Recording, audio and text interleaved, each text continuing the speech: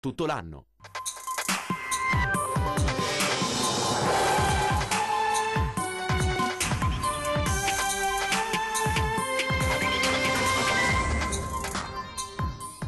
Pistola in pugno, tenta la rapina in un supermercato di Marghera, ma mentre è in fuga si disfa del giubbotto col bottino, ore contate per il rapinatore individuato dalla polizia.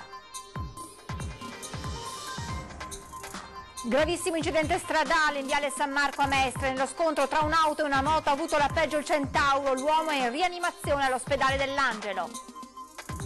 Dal 17 aprile Amira apre il nuovo centro antiviolenza a disposizione di tutte le donne della Riviera del Brenta. Secondo i dati raccolti, le vittime sono in maggioranza donne italiane con figli e senza lavoro. Bagarre nell'aula del Consiglio regionale per la protesta dei leghisti a sostegno della causa catalana, una vicenda incompatibile con la democrazia, hanno detto, srotolando uno striscione di solidarietà ai leader indipendentisti. Eccezionale esercitazione militare interforze nel pomeriggio al Lido di Venezia, sotto lo sguardo del capo di Stato Maggiore della Difesa, simulata l'evacuazione di civili da un territorio piagato da sommosse sociali e violenze. Dopo i dubbi dei consiglieri del gruppo misto sui conti di Veritas e la piccata replica della società, il Movimento 5 Stelle chiede un consiglio comunale straordinario. Dopo l'esordio vittorioso nella prima di andata dei quarti di finale di Europe Cup, la Reyer vola a Novgorod per mantenere il risultato. Il match domani sera.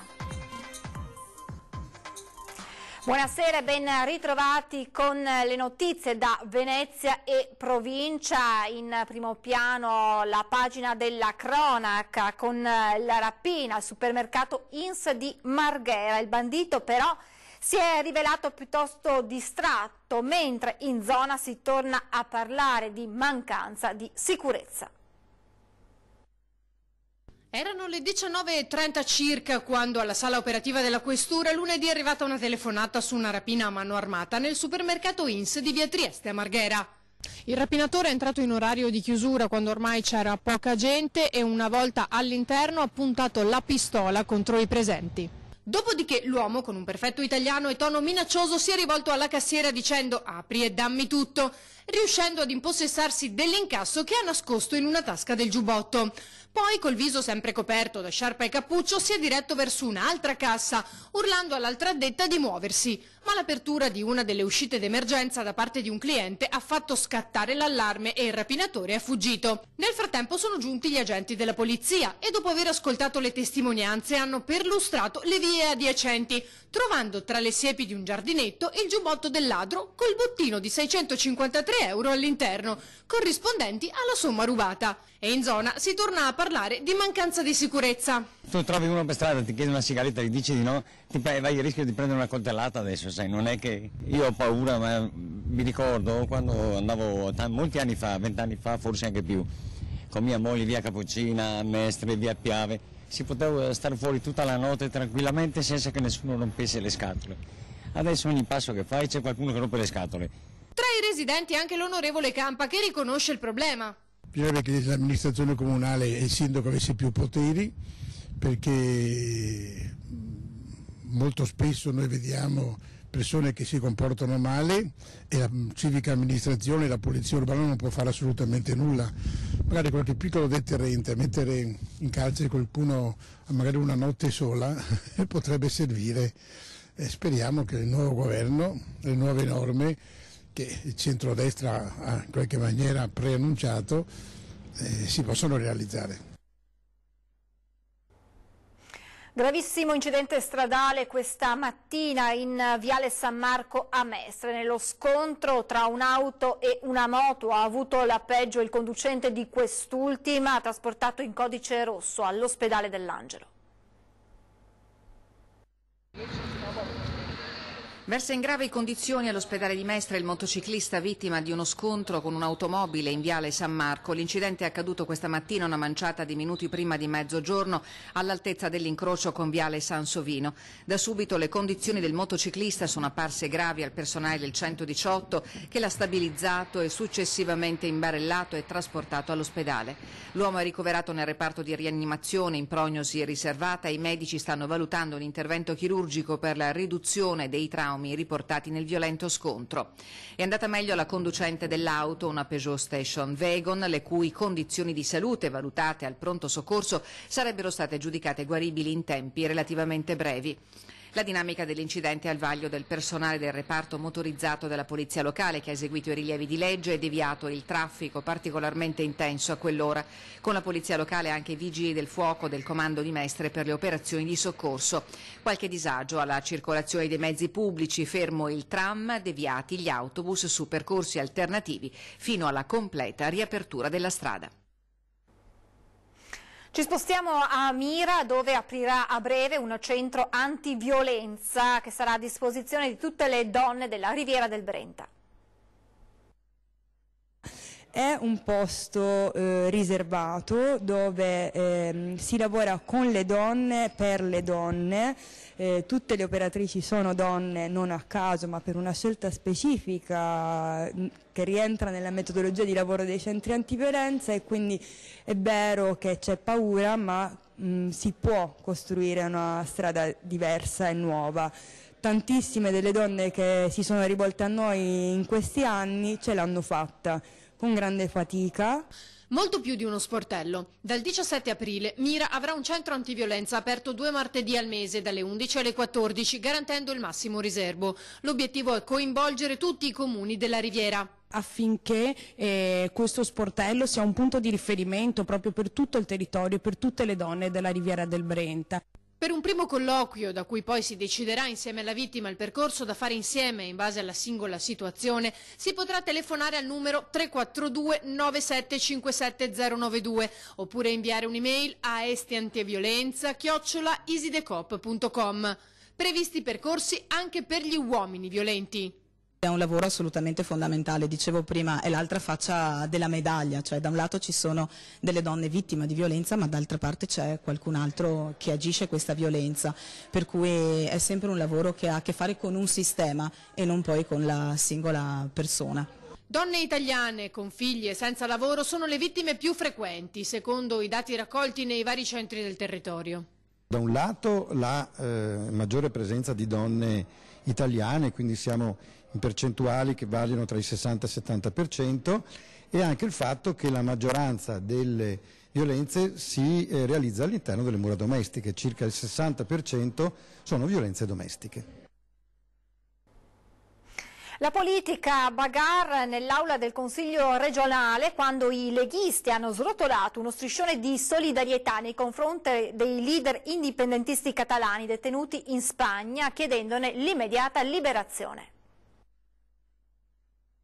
A nome del gruppo Lega, ma anche del gruppo Zaia Presidente, vogliamo testimoniare la nostra vicinanza al popolo catalano e più precisamente al suo Presidente per quanto accaduto negli ultimi giorni con il suo arresto. Questo sta a dimostrare che siamo di fronte ad un'Europa che non è vicina e rispettosa della volontà dei popoli, ma un'Europa sempre più sorda a quelle che sono le vere esigenze e le vere richieste di libertà. Chiedo scusa, è cosa scandalosa quanto sta accadendo. Non era previsto questo tipo di intervento sull'ordine dei lavori, quindi devo dichiarare sospesa la seduta e faccio onorare l'Aula da parte dei commessi. Grazie, interrompiamo la seduta. Il blitz dei consiglieri regionali di Lega e Lista Zaia per chiedere l'immediata liberazione di Carles Puigdemont e degli altri leader indipendentisti catalani detenuti in Spagna.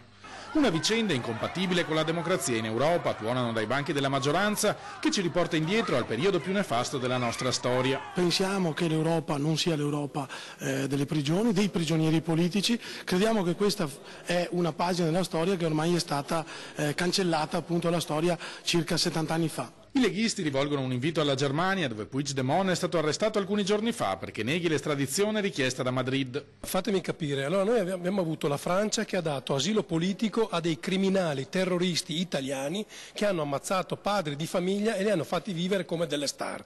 Abbiamo paesi che negano l'estradizione a criminali che hanno commesso dei reati devastanti e negano l'estradizione e li fanno vivere in tranquillità, però poi se un parlamentare o un governatore si assume la responsabilità di sintetizzare la volontà di un popolo, no, questo viene perseguitato e viene messo in carcere. Questo è inaccettabile, le idee non si arrestano e noi siamo fortemente vicini al popolo catalano, a Puigdemont e a tutti i suoi rappresentanti.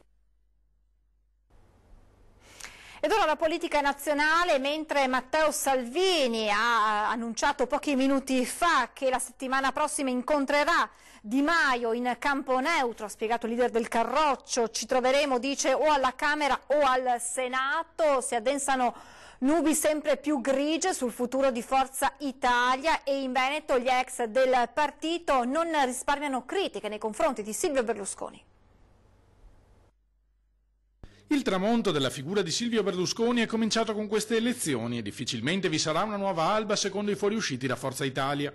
Ha fatto l'errore di non ascoltare il territorio, di pensare che le scelte in una fase di grande cambiamento e soprattutto in una fase di grande voglia di partecipazione dei cittadini si volesse ancora imporre candidature dall'alto senza tener conto della base. Un sistema basato sull'autorità assoluta di Silvio Berlusconi che per ora non sarebbe in grado di esercitarla con la stessa efficacia che in passato. È un metodo che se funzionava quando Berlusconi aveva la capacità di dirigere il partito in modo verticistico, oggi il venir meno delle condizioni a partire dal fatto della impossibilità nella sua candidatura ha dimostrato e ha rivelato tutta una serie di problematiche che si sono tradotte con una consistente emorragia di voti. Il declino di Forza Italia, sostiene un altro ex, Marino Zorzato, non è comunque una buona notizia per il Paese in generale. Non si può stare senza un'area moderata e liberale, per cui il governo che nascerà probabilmente, io non dico che sarà populista, ma avrà una deriva che non sarà né moderata né liberale. Quanto alle prospettive future di governo, la previsione non è delle migliori. Posso immaginare anche che centrodestra faccia un accordo nella sua completezza col 5 Stelle, penso che lo faranno, non credo che Forza Italia possa durare tantissimo questo governo e quindi che entri subito o che esca presto, in qualche modo penso che se un governo 5 Stelle Lega dovesse avere vita, durerà ma come governo 5 Stelle Lega. Dopo i dubbi dei consiglieri del gruppo misto sui conti di Veritas e la piccata replica della società, adesso il Movimento 5 Stelle chiede un consiglio comunale straordinario per rendere chiari e leggibili a tutti i dati sulla raccolta dei rifiuti in città. Siamo pronti a rispondere alla Corte dei Conti, i nostri bilanci sono controllati da tutti e non abbiamo alcun timore che siano visti anche dalla magistratura contabile. Così il DG di Veritas, Andrea Razzini, risponde all'esposto presentato dai due consiglieri del gruppo misto Renzo Scarpa e Ottavio Serena. Stiamo valutando una querela per diffamazione, annuncia, vista la loro insistenza su indimostrati errori nel sistema di tariffazione e rendicontazione dei costi. Non va bene assolutamente che un amministratore di una partecipata si sogni di minacciare querele nei confronti di consiglieri comunali che, a mio avviso, hanno soltanto chiesto una maggior trasparenza sui conti della partecipata Veritas. Una risposta simile a due rappresentanti eletti che hanno solo rivolto delle domande, attacca Davide Scano del Movimento 5 Stelle, è assolutamente fuori luogo da parte di chi amministra beni di proprietà dei cittadini. È indubbio che i costi della raccolta differenziata, della gestione del ciclo dei rifiuti siano in continuo aumento e quindi i cittadini chiedono chiarezza, chiedono trasparenza a chi? Ai consiglieri comunali. È evidente che non c'è nessuno più titolato a chiedere trasparenza e chiarezza sui conti se non un consigliere comunale. I grillini rilanciano quindi la richiesta di una maggiore trasparenza. Il bilancio di Veritas non deve essere leggibile solo dalla Corte dei Conti e dai revisori della società, sostiene Scano, ma deve essere chiarissimo per i consiglieri comunali e per tutti i cittadini che pagano la Tari più alta d'Italia. Io credo che debba essere fatto un consiglio comunale straordinario o più commissioni comunali, tutte dedicate ai conti di Veritas. Apriamo la scatoletta con l'apriscatole e vediamo cosa c'è dentro. Compleanno speciale per il governatore Luca Zaia che oggi compie 50 anni. E questa strada che ho fatto l'ho fatta assieme a moltissime persone. Compie oggi 50 anni Luca Zaia. Il ragazzo di Bibano di Godega, la promettente leva del Carroccio di Giampaolo Gobbo e Giancarlo Gentilini, che la prima campagna elettorale l'ha fatta nel 93, a soli 25 anni, da allora ne ha fatta di strada e sui social si susseguono i post di auguri. Oggi è il governatore più amato d'Italia e per molti il premier ideale. Chissà se a 28 anni da assessore provinciale all'agricoltura immaginava che avrebbe sottoscritto nel 2018 l'accordo con il governo per l'autonomia del Veneto, traguardo inseguito ostinatamente con l'aperto consenso dei veneti andati a votare in massa al referendum del 22 ottobre. Vince la voglia di dire di essere padroni a casa nostra, vince la voglia di dire che nell'alveo del rispetto della Costituzione e delle leggi si possono fare le riforme. Ma di tappe in questi 25 anni di politica Zaia ne ha compiute tante. Presidente di provincia, più giovane d'Italia, nel 98, anno in cui ha sposato Raffaella, nel 2005 vicepresidente della regione, ministro dell'agricoltura nel 2008, presidente del Veneto dal 2010, grande comunicatore, sempre tra la gente, presente sui luoghi dei più dolorosi disastri ambientali, l'alluvione di Vicenza e Padova, la tromba d'aria di Vallà di Riese e poi Refrontolo, la riviera del Brenta, Cavallino Treporti, con lo spirito di risollevarsi subito. Il metodo veneto è quello di far veloci, di essere rapidi e soprattutto di pensare al bene dei cittadini. Sportivo, appassionato di corsa, bicicletta ma soprattutto di cavalli, per lui il compleanno ideale, ci permettiamo di azzardarlo, sarebbe probabilmente una giornata trascorsa nella natura all'aria aperta e chissà che non sia andata davvero così. Adesso ci fermiamo per pochi minuti di pubblicità, restate lì, a tra poco.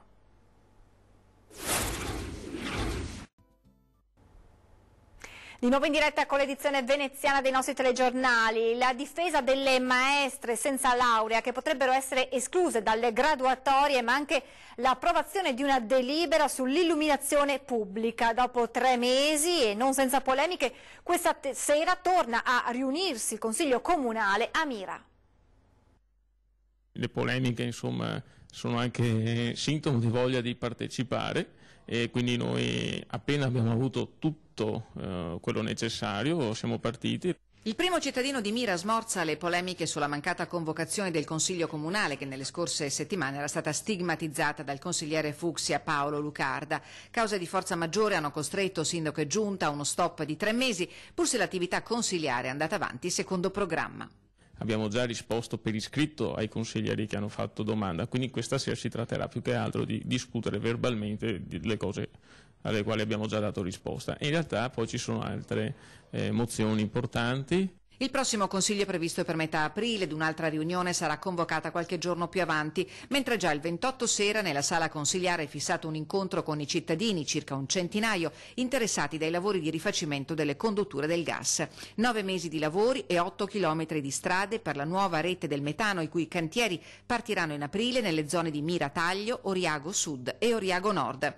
Lavori impegnativi che potranno creare disagi, spiega il sindaco, ma l'impresa ha previsto degli interventi di mitigazione per ridurre al minimo le difficoltà, soprattutto per i residenti.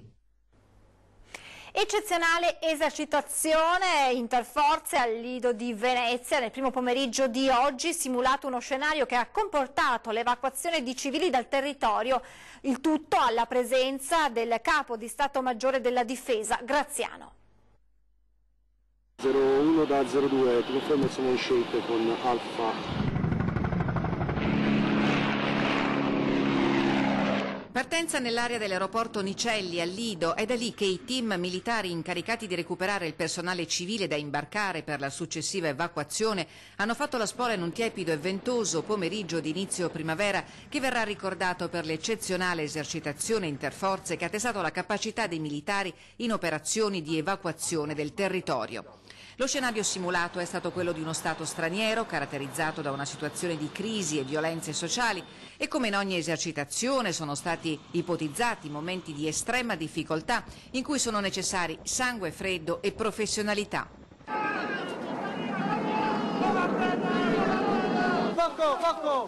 Poco, vai! Portiamo via il ferito! Nell'area del Lido, sorvolata dagli elicotteri, hanno operato anche assetti aeronavali a garanzia della sicurezza dell'area e di tutto il personale a terra.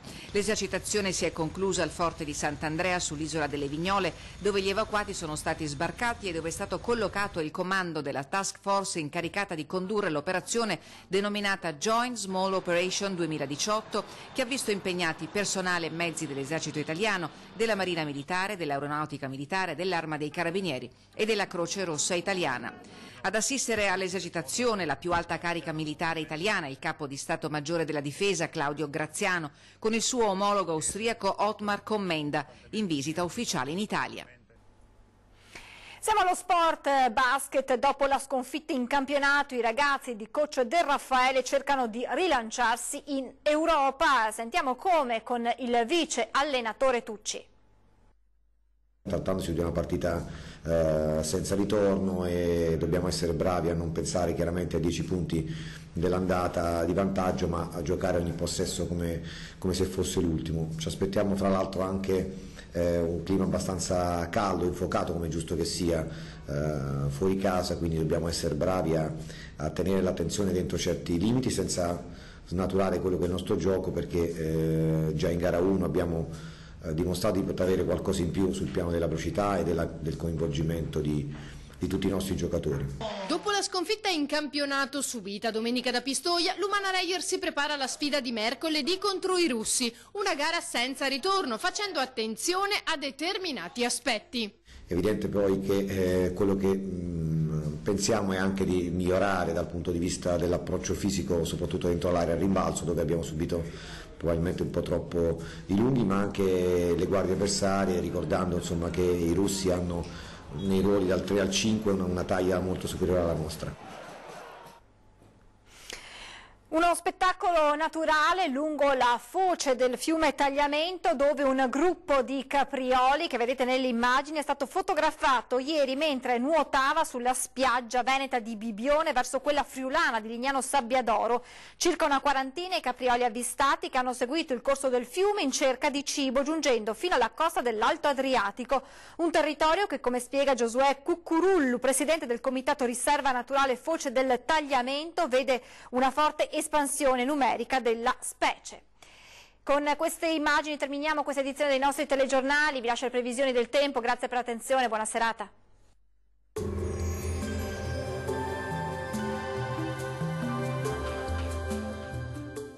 Tonus è il miglior negozio di calzature moda comoda. Qui troverete il più vasto assortimento di calzature Fratelli Tomasi. Eleganza e comodità, perché camminare è vivere.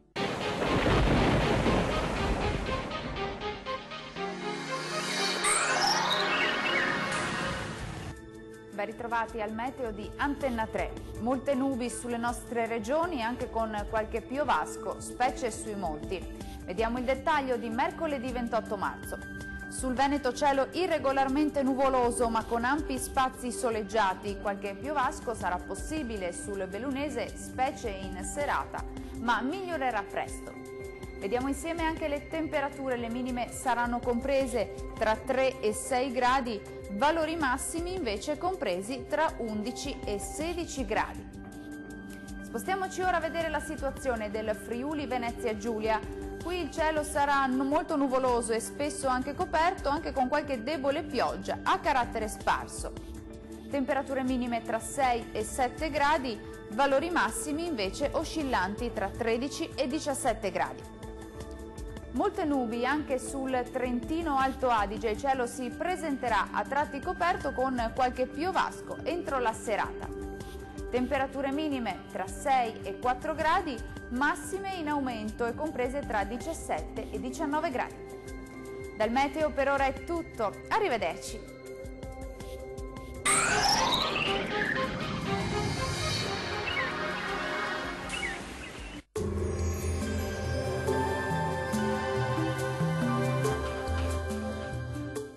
Tonus è il miglior negozio di calzature moda comoda. Qui troverete il più vasto assortimento di calzature Fratelli Tomasi. Eleganza e comodità, perché camminare è vivere.